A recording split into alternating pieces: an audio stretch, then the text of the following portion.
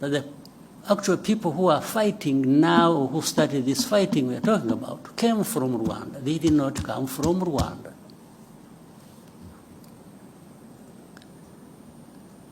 These leaders of M23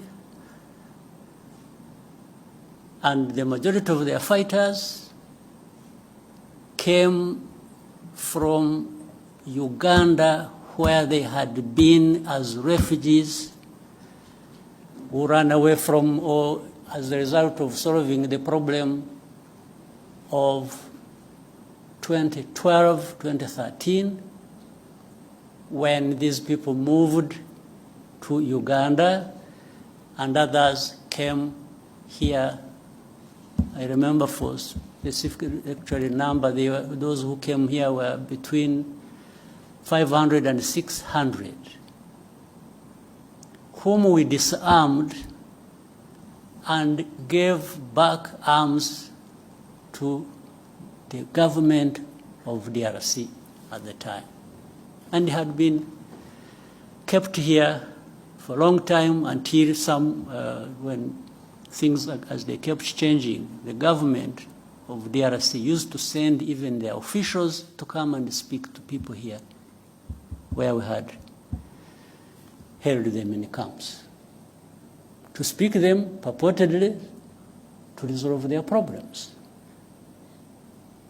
It went on back and forth for a long time. The problems were never resolved. But these are not the ones who started the fighting. And if you want to see where these people, most of them are still here. The fighting was started by the main group that was in and from Uganda. So how did it become Rwanda's problem, honestly? What is the basis? And for how long do we explain this? Up to what point?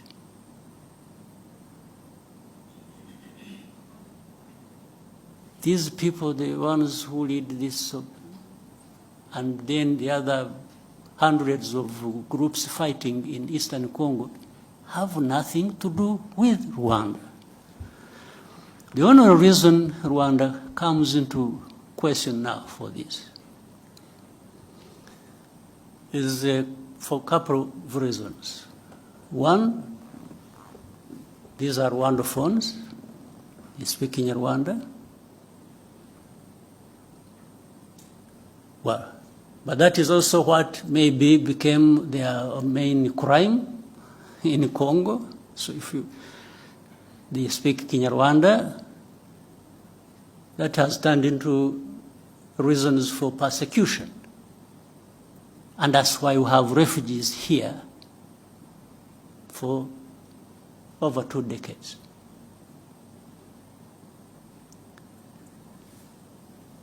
The other reason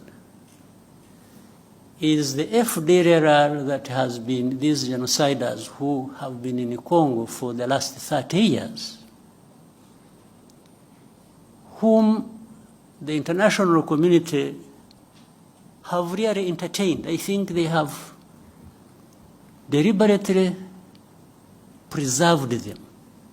I don't know for what. Whether it is a gift of thanks to them for having committed a genocide here, or preserved them because they are anti-Rwanda and government. 1963, when we met in one of the refugee camps in Uganda, where we were both living as refugees. That was at first time in Ankole, in a place called Nshungezi. Then we grew up together in that camp. Then we shifted and went to Toro, in another camp in a place called Gahunje, near Kamwenje, district headquarters. And all those years we grew up together. We studied together in a primary school. We only separated when I went to senior secondary school in Intare in Mbarara, and later on he went to Mbarara High School. But we were not in the same class in primary. There were some difficulties. We used to face a lot of difficulties in paying school fees and so on and so forth, and many times people used to miss years and were not able to continue the studies straight away. So that's how we had a difference I was a bit ahead of him at the time of... I owe nothing to nobody. There's nobody I care about. I'm not an employee. That I'm your servant. I'm not your servant. I'm just a freedom fighter. I'm fighting for myself, for my beliefs. That's how I come in. If anybody thinks he give me a job, he's deceiving himself. I am just a freedom fighter whom you thought could help you also. I used to come from, I was a young boy, in my 20s, 30s. I would come from Tanzania. Come underground. Come do underground work here. Very dangerous work. Go back to Tanzania. Who was supervising me?